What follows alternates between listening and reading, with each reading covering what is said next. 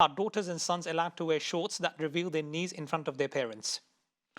And this should not be done because many of the scholars held this opinion that the knee is part of the aura, and then you get into the technicalities of it. Okay, so I don't want you to get into the technicalities of it. Rather think of, is this modest? Is this the modesty of Islam? Is this how we should behave? And this is the religion of modesty.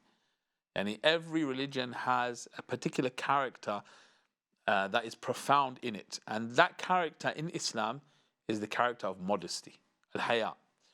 So is this a respectful, modest way to dress in front of my parents, in front of my siblings? No, it's not.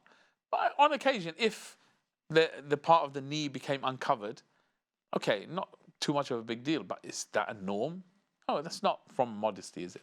Just to clarify, because some cultures, for example, where we live in the country that we live in, perhaps that could be different to perhaps a culture that is in Indian subcontinent. So do we also take into consideration not only the Islamic ruling, but also, even if it is acceptable, the culture of the family or the tradition of the family or the society should also be looked into? On these types of issues, first and foremost, it's the Islamic ruling. Okay. Because there are specific rulings on this, and the scholars discussed the knee to the navel being awra. That's for men? The knee to the navel. Now, not all of the scholars held this view, and especially, is the knee included in the awra, or is it that part that starts after the knee? Okay. So that's getting technical now. But on the safe side, okay, from the knee to the navel, all of this is awra. And no one should see what is between the navel to the knee, except husband and wife between each other.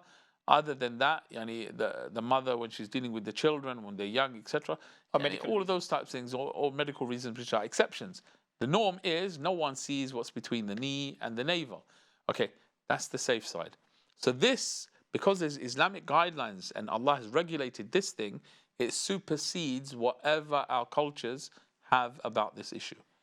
Okay, now if there was no regulation in the Sharia, then we're free.